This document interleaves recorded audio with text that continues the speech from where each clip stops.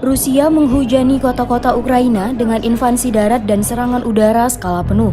Akibatnya 137 orang dikabarkan meninggal dunia pada serangan hari pertama, Kamis 24 Februari 2022. Saat ini Presiden Ukraina Volodymyr Zelensky telah memanggil wajib militer dan pasukan cadangan nasional untuk berperang dalam mobilisasi umum. Serangan pasukan Rusia ke ibu kota Kyiv kian gencar, buah rudal menghantam bangunan pusat perbelanjaan dan permukiman warga sipil. Hubungan antara Rusia dengan Amerika Serikat kini semakin merenggang sejak terjadinya invasi ke Ukraina. Kedua negara tersebut juga terlibat aksi balas sanksi dalam beberapa waktu terakhir. Terbaru, pihak Rusia mendesak agar Presiden Vladimir Putin menembakkan rudal ke Amerika Serikat sebagai peringatan. Terkait ancaman Rusia, Perancis tak mau tinggal diam dan langsung menyiapkan 3 kapal selam nuklir. Bahkan 3 kapal selam nuklir tersebut kini telah diluncurkan ke laut lepas. Tak hanya hubungan Rusia dan Ukraina saja yang semakin memanas, hubungan antara Rusia dan Jepang juga memanas menyusul diakhirinya perundingan perjanjian damai antara kedua negara tersebut. Hal itu juga berhubungan dengan invasi yang dilakukan negara benang merah ke Ukraina. Juru bicara Kremlin, Dmitry Peskov, menolak peringatan Presiden Amerika Serikat Joe Biden bahwa Rusia mungkin merencanakan serangan cyber terhadap Amerika Serikat.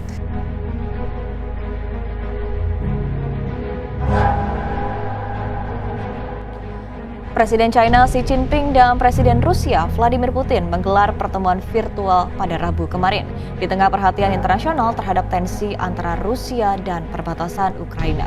Rusia mendapatkan dukungan China untuk menjamin keamanan negara Rusia dari oposisi Barat.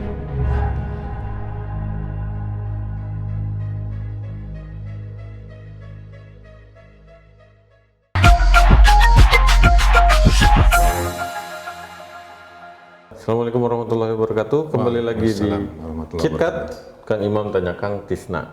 Kang Tisna sehat? Alhamdulillah. Alhamdulillah. Ya, di episode kali ini kita akan membicarakan tentang Rusia dan Ukraina yang mungkin nanti masuk juga ke urusan ini, NATO, Amerika, India, Cina segala macam. Ya, tidak terasa sudah 1 bulan mulai dari tadinya kelihatan Rusia nekat, sampai akhirnya sekarang kelihatan Cina dan India sudah mulai main mata sama Rusia ya, tidak mengikuti keinginan Amerika yang untuk memberikan sanksi ke Rusia gitu. Jadi update dan pergerakan upaya politik itu terus berjalan ya. Menurut Kang Tisna seperti apa ini melihatnya dan apa sih background dari permasalahan ini? Iya, sebenarnya kan nih masalah Ukraina ini masalah berulang ya, yang berulang-ulang. Waktu rame-ramenya revolusi Suriah 2012 itu juga sama, ada krisis Ukraina juga. Gitu. Intinya Ukraina ini kan ibarat kalau Rusia itu punya rumah, Ukraina itu persis di halaman depan rumahnya gitu. Ya, persis di halaman depan rumahnya. Tapi kalau kita menengok ke belakang pada saat Soviet itu runtuh ya, kemudian pecah jadi beberapa negara yang kemudian induknya itu berubah nama menjadi Rusia. Negara-negara yang posisinya berada di Eropa Timur itu segera dicaplok sama Amerika, dalam artian dicaplok pengaruhnya, seperti itu. Diberikan bantuan segala macam gitu ya. Namanya negara baru lepas dari Rusia kan, pengen bangkit, ditawari sama Amerika, mereka terima. Nah, kemudian karena mereka ini berada posisinya di Eropa, digabungkan ke NATO saat itu. Sebenarnya kan NATO ini dari sisi backgroundnya dibentuk dalam rangka untuk menyaingi fakta militer Uni Blok Soviet. Timur, Ya. Blok Timur saat itu kan, Yang komunis-komunis ya. komunis. Dulu mah. Ya, jadi saat itu fakta Warsawa itu adalah koalisi militernya Blok Timur, sedangkan Barat membuat NATO seperti itu. Jadi harusnya setelah Soviet runtuh, NATO itu harusnya bubar, Nah, gitu. iya benar. Harusnya NATO bubar. Mau ngadepin siapa kan?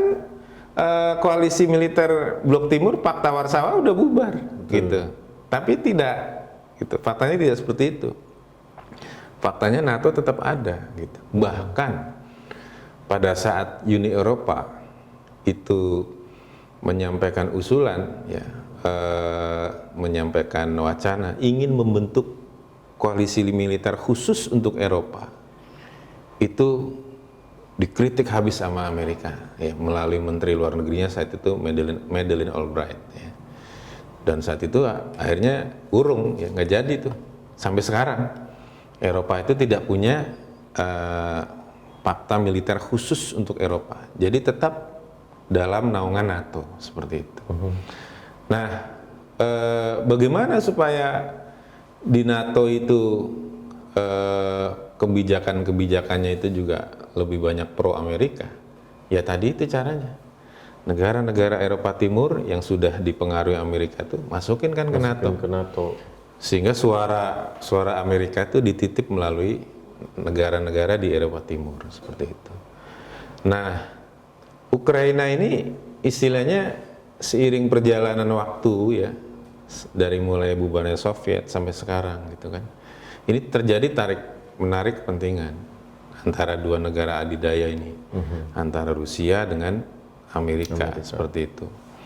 Dan akhir-akhir ini semakin meninggi, gitu, semakin tegang seperti itu.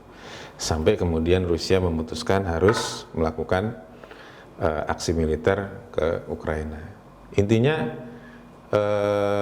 Rusia tidak ingin, istilahnya punya anak, tidak ingin kehilangan anak lagi, gitu ya. Walaupun Ukraina ini istilahnya sudah menjadi negara sendiri, ya, tetapi tidak ingin kemudian apa yang terjadi pada bekas negara-negara yang tadinya gabung dengan Rusia, Soviet, ya, di Eropa Timur itu terjadi juga terhadap Ukraina seperti itu. Tapi yang kita ingin ingin tekankan itu bukan pada analisa politik, ya, di balik apa yang akan didapatkan dari invasi ini, gitu kan, seperti itu.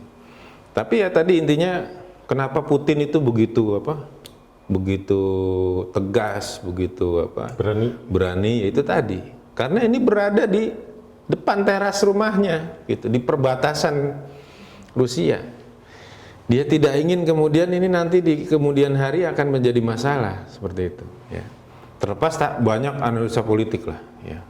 Ya bisa jadi kan dengan adanya invasi ini mungkin terjadi pameran alat-alat militer, ya kan? Iya, misalkan Indonesia kemarin beli Rafale kan, gitu, ya kan? Ya, walaupun Indonesia beli Sukhoi juga, ya kan, beli Sukhoi juga. Cuma kan bisa jadi Indonesia yang borong Rafale dari Perancis ini kan bisa juga kan membuat opini dunia kan, wah, mending beli Rafale, gitu. dengan adanya invasi militer ini kan Sukhoi keluar terus tuh. Ditunjukkan, iya kayak iklan, ditunjukkan, wah, kehebatan Sukhoi misalnya seperti itu. Dan itu biasa, memang dalam banyak perang senjata-senjata yang dibuat itu diuji coba pada saat perang. Kalau nggak ada perang ya nggak pernah benar-benar dipastikan efektivitasnya seperti itu, ya. Jadi gitu. Nah, tapi intinya tadi poin pentingnya bukan di situ sebenarnya. Poin pentingnya adalah bahwa di dunia ini berbagai konflik-konflik yang terjadi itu sebenarnya di negeri yang tempat konflik itu mereka nggak pengen ada konflik sebenarnya. Nggak pengen ada perang. Ukrainanya itu. Iya, termasuk Ukraina, pengennya damai, ya kan? Di negara mana yang warga negaranya pengen perang? Nggak ada. Jadi sebenarnya mereka terjadi perang itu tadi disebabkan adanya tarik-menarik kepentingan negara-negara adidaya. Sehingga akhirnya terjadi perang, terjadi konflik. Tapi di tengah arus opini orang Indonesia ini terutama yang jagoin Putin ya, kan kebanyakan gitu. Ya masuk akal sih karena memang Indonesia ini berharap ada adidaya tandingan supaya yang satu, kalau cuma ada satu kan sewenang-wenang. Yang kedua ya ada eskatologis yang namanya Syekh Imran Hussein udah kampanye bahwa Rusia itu ortodoksi, Kristen ortodoks akan bergabung sama Islam dan lain sebagainya itu. Jadi opini itu kuat di Indonesia. Kalau menurut saya ya, oke lah Putin berani NATO gitu loh kan. Dia gambling. Ini dengan dalam keadaan belum pasti dia dapetin dukungan dari Cina, terus India yang gede-gede itu belum tentu kan. Dia masuk aja dulu gitu. Menurut saya dia berani, tapi dia kurang pintar. Kalau misalnya pintar, dia akan menyelesaikan Ukraina ini dengan politik, coba. Dengan ideologi maksudnya. Jadi dia akan masukin pemikiran ke Ukraina, entah lewat intelijennya atau bikin organisasi seperti kalau dulu Turki Utsmani akhirnya runtuh tuh kan udah dimasukin dulu The Young Turks lah segala macam oleh Freemason akhirnya runtuh juga. Nah ini dia seperti tipikal kerjaannya dulu pimpinan KGB gitu. Dia nggak bekerja melalui pembentukan pemikiran masyarakat Ukraina supaya berpihak ke dia, entah disamain diikat ke ideologi yang sama atau sejarah yang sama, itu sebetulnya bisa dilakukan ya. Tapi kenapa dia harus melakukan cara terakhir, cara yang merusak gitu, malah perang? Itu kalau menurut saya. Ya tadi kalau bicara analisa politik akan banyak analisa, akan banyak versi seperti itu. Kenapa Putin misalkan harus mengambil langkah terakhir dengan militer? Ya di satu sisi kan memang sudah terjadi langkah militer Ukraina terhadap dua wilayah yang itu pro ke Rusia gitu. Iya, ya kan? Yang di timurnya, itu udah langkah militer yang dilakukan Ukraina gitu. Betul. Jadi bisa aja kemudian tadi muncul analisa, memang mungkin menurut Rusia ini udah mendesak. Kalau kemudian tadi menggunakan diplomasi dan sebagainya, ini nanti kepanjangan gitu. Sedangkan dalam pandangan Rusia ini udah mendesak, udah ada dua korban nih, udah ada dua wilayah kan, seperti itu. Jadi gitu. Tapi tadi saya melihat ingin mengatakan bahwa berbagai konflik-konflik yang terjadi di dunia ini sebenarnya sejatinya itu bukan disebabkan oleh konflik yang terjadi secara lokal di negeri itu sendiri, tetapi karena adanya kepentingan negara-negara adidaya. Konflik Ukraina, konflik Yaman, kepentingan antara Inggris dengan Amerika. Yamannya mah sebetulnya nggak. Orang Yaman tuh udah susah hidupnya, ya kan? Gurun seperti itu ya, sumber daya alamnya seadanya gitu ya. Banyak loh orang Yaman ngajar di Indonesia, berarti kan gaji ngajar di Indonesia mendingan daripada di Yaman. Iya, inginnya kan damai orang itu gitu. Konflik-konflik yang terjadi di Afrika seperti itu sebagian besar memang terjadi karena ada konflik kepentingan negara-negara adidaya seperti itu. Makanya kita ketika membelah mau membedah apa yang terjadi di suatu konflik yang mendunia, itu pasti ada tangan-tangannya adidaya. Iya betul, seperti itu. Jadi adidaya yang harus kita cek duluan, ini adidaya. Jadi sebenarnya penjahatnya itu ya negara-negara adidaya yang punya kepentingan, dan kepentingannya itu harus mengorbankan, gitu, mengorbankan kepentingan di negara-negara lain. Karena kebetulan dua adidaya ini ya berideologi bukan Islam ya. Jadi dia Tuhannya itu kan adalah ya manfaat. Iya, dan selagi pokoknya kalau dia mau mencapai tujuan suatu manfaat, iya, kalaupun harus membunuh, harus betul, menghancurkan kota, iya betul, iya. dia akan lakukan. Jadi saya ingat ya, kita udah sempet juga nyinggung ya, tahun kemarin bulan Oktober itu Colin Powell meninggal. Oh ya, Mantan menhannya Amerika. Orang-orang yang negro ya. Iya, orang-orang Irak pas dengar Colin Powell meninggal itu istilahnya terbuka kembali luka lama. Oh. Ya, karena Colin Powell inilah yang meyakinkan di Dewan PBB tahun 2003 serangan mereka ke Irak, bahwa Irak itu punya senjata pemusnah massal, bahaya ini, nah gitu, seperti itu. Ternyata setelah Irak diserang, diinvasi, ya istilahnya jutaan orang menjadi korban, berapa banyak orang yang dicintai, yang disayangi, melayang nyawanya gitu. Saddam Hussein digantung. Iya, pemimpinnya digantung, ya kan. Istilahnya negerinya rata dengan tanah seperti itu. Kemudian ternyata senjata pemusnah massal itu nggak pernah ditemukan, gitu kan? Dan memang tidak ada. Dan kan tidak ada. Sudah Dan diakui. tidak ada dan diakui sama Colin Powell. Iya. Colin Powell mengatakan ini adalah noda dalam karir militer saya, gitu.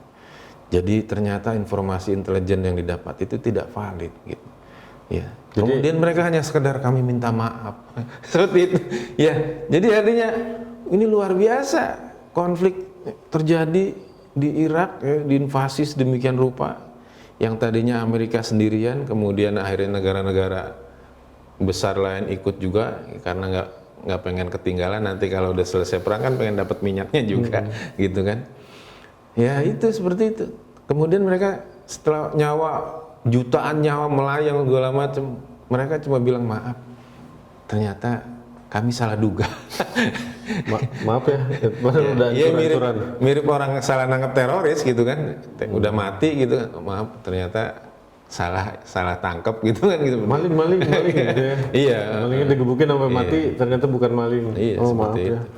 Gitu. Iya, jadi ini sangat menyedihkan dalam artian gini, kita sebagai kaum muslimin harus sadar bahwa apa yang terjadi di dalam negeri seringkali itu dipengaruhi oleh kepentingan dari luar negeri. Iya betul. Ada kan ahli politik luar negeri itu yang mengkuat salah satu kaidah ya, melihat kalau ada negara yang sumber dayanya banyak tapi dia kurang, tapi orang yang hidup di atasnya itu sengsara, miskin, berarti itu ada intervensi dari negara. Dan lain itu gede. dulu ya susah sekali itu menjelaskan itu, bahwa ada intervensi asing, itu susah sekali. Kita tuh dijajah loh gitu. Itu susah sekali. Sekarang terbukti, bahkan dari anggota DPR sendiri mengatakan, bahkan dari saya sebut aja ya, Eva Sundari itu dari PDIP mengatakan ada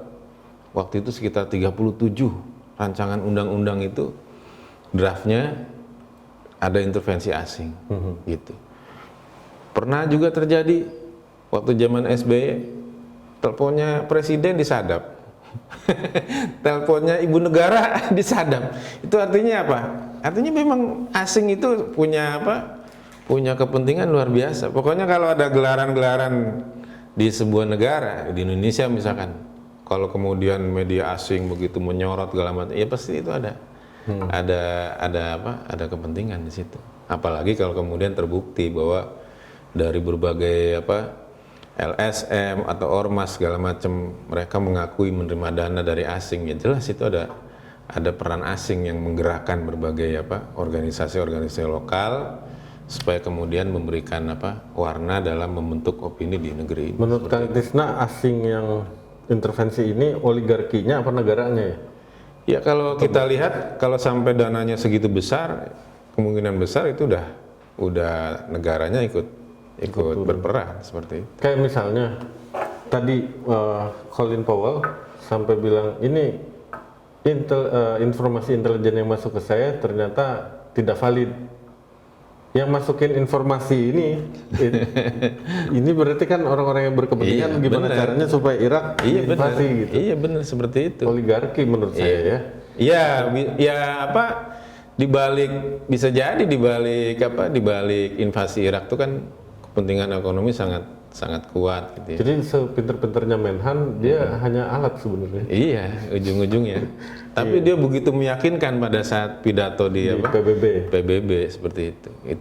Dan ternyata rakyat Irak tidak melupakan itu ya, sehingga pas tahun kemarin Colin Powell meninggal itu mereka masih teringat dengan luka lama itu seperti itu. Tapi sekali lagi poinnya bahwa berbagai konflik yang terjadi di berbagai belahan dunia ini jangan dibaca secara lokal ya. Tapi kita juga harus bisa membaca secara global dalam artian seringkali itu terjadi karena ada tarik-menarik kepentingan negara-negara adidaya seperti itu. Nah, tinggal bagaimana seharusnya sebuah negara adidaya itu kan membawa kedamaian, ya kan? Membawa rahmatan lil alamin. Nah, ini saatnya Islam harusnya kemudian bisa naik panggung di abad 21 ini. Ya kan? Karena memang faktanya kapitalisme ini gagal. Kalau nggak naik-naik panggung juga nih, pemirsa ya udah terjadi sekarang apa? Orang Indonesia nyorakin atau menjagokan milisi-milisi yang Iya, karena umat Islam tuh udah kehilangan figur, ya kan? Kehilangan figur. Jadi akhirnya Putin dibangga-banggain, ya kan? Seperti itu. Iya. Padahal kalau kita bicara sejarah, ya bicara histori, ya, bagaimana luar biasa keagungan Islam gitu kan, dalam membawa kedamaian itu seperti itu. Ya kita kan pernah bahas bagaimana pada saat Irlandia didera bencana kelaparan 1874 ya.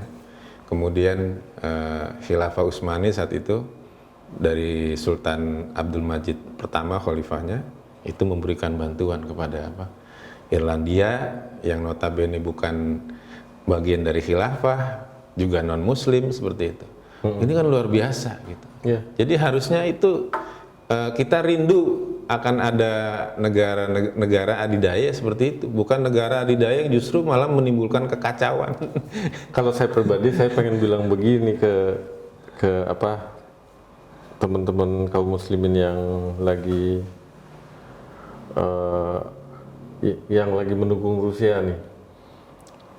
Kita dalam keadaan nggak punya pemimpin, kemudian yang datang untuk mendukung Rusia itu sekarang kan satu-satu, ada yang dari Chechnya, nanti ada lagi yang dari Suriah.